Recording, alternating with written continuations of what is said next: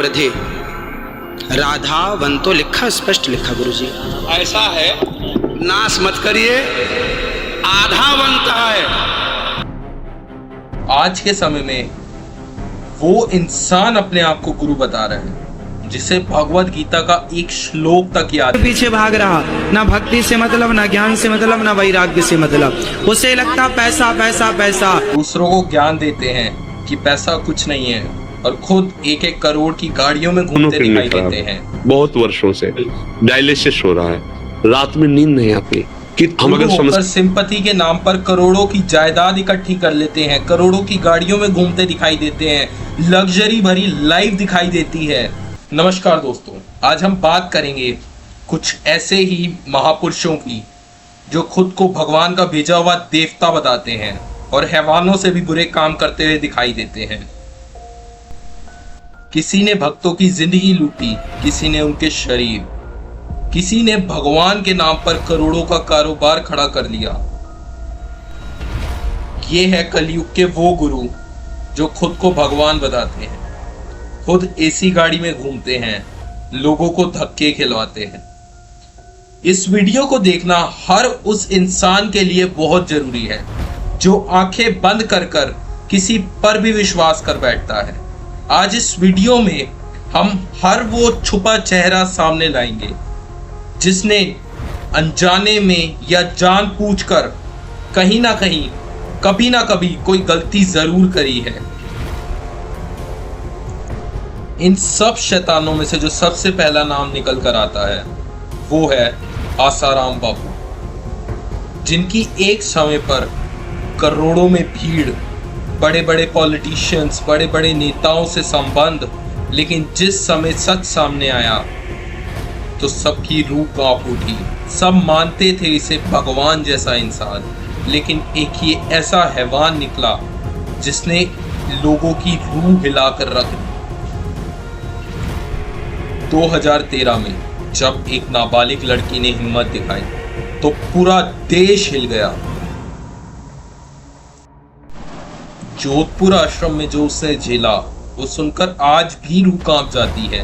और यही नहीं, उस दौरान 9 गवाहों की हत्या कर दी गई क्योंकि भगवान के खिलाफ बोलना अपनी जान को जोखिम में डालना, क्योंकि ये कलयुग के भगवान हैं। सच बोलने जाओगे तो मार दिए जाओगे।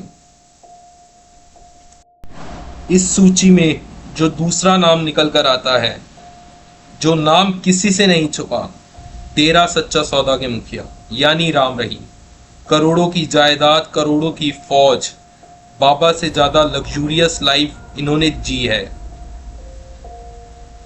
लेकिन जब पर्दे के पीछे छुपे हुए सच सामने आए तो सारा देश हिल गया। बलात्कार, हत्या, नसबंदी। 2002 में एक पत्रकार रामचंद्र छत्रपति ने इनकी सच्चाई सामने लाने की कोशिश की तो उनकी हत्या कर दी गई।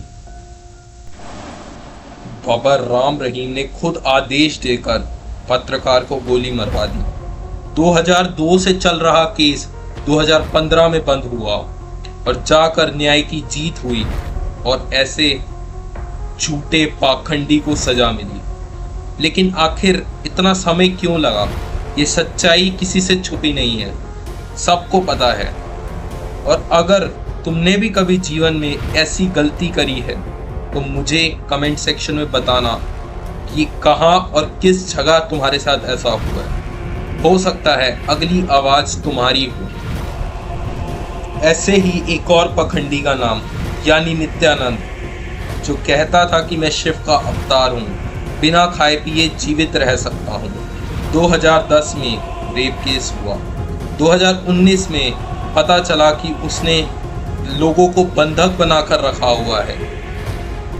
भोली वाली जनता को गुमराह कर कर आज उसने अपना नया देश कैलासा बना लिया है, जिसमें वह अपने ऑनलाइन कोर्सेज, गुरुकुल, अपनी शिक्षाएं बेचता है।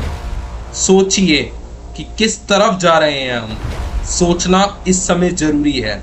अगर अब भी नहीं सोचा तो समय बहुत आगे जा चुका होगा और हम बहुत पीछे रह चुके होंगे। सोचिए, विचार कीजिए।